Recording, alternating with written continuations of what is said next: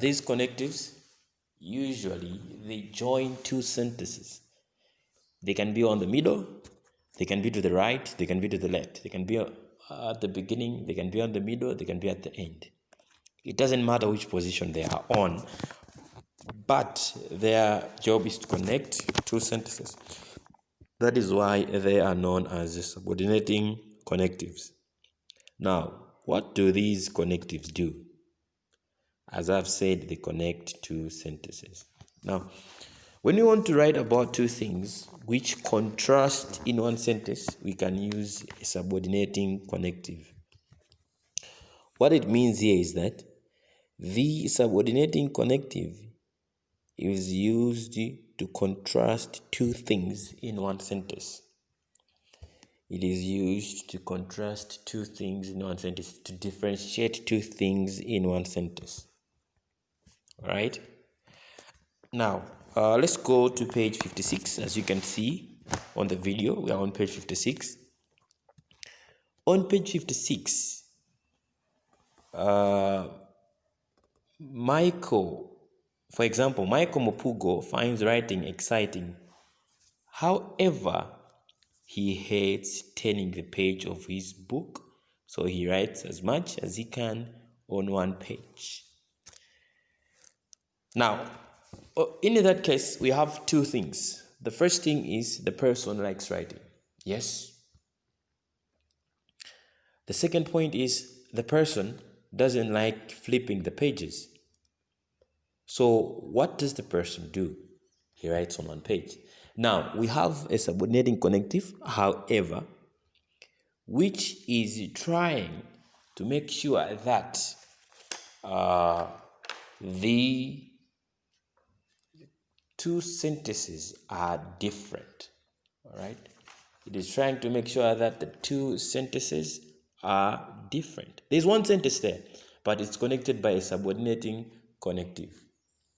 Now, let me take you back to the meaning of connectives.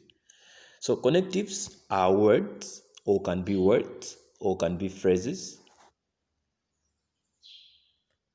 which are put in order to link ideas. These connectives are used to connect ideas. Now, I would like you, if you have friends from grade 6, please, or relatives who are in grade 6, please borrow their books and go on page, should be page 15. Go to page 15 on Learner's book, Cambridge Learner's book, grade 6 or stage 6. You are going to find examples. Now, but I'll still give you examples. Now, these connectives, they can be used to connect ideas between sentences or make links between paragraphs. So from one paragraph to another paragraph, you write a connective. Understood? When you're going to another paragraph, you write another connective. So they are used to connect ideas between sentences or make links between paragraphs. They are used to make links between paragraphs. So here are some examples of different types of connectives. So we have different types of connectives. We have adding points. We have connectives which explain points. We have connectives which order points. We have connectives which contrast, as we are doing here. And we have reinforcing points, and we have summing up points. Now, let me take you back to our grade 5 book. So it continues by saying that we have different examples. Subordinating connectives to show contrast include, what it means is subordinating connectives which show contrast are although, even though, whereas, but, while, nevertheless, however, despite the fact, on the other hand. Those are examples of subordinating connectives which try to contrast. All right, they try to show there is a contrast, there's a difference between the two. They give you a positive side, and at the same time, they give you a negative side.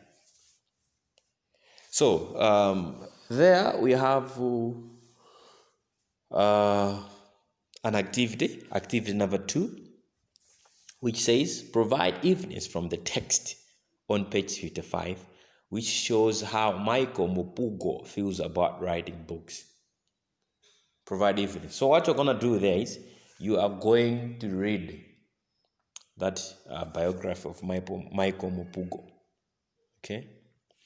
Then we have activity number 3, use a subordinating connective to join these sentences together. So you're going to use subordinating connectives.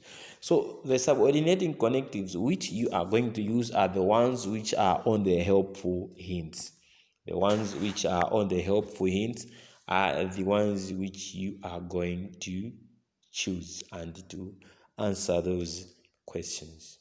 So that is that about subordinating connectives. If you have questions, please remember to ask and do not hesitate.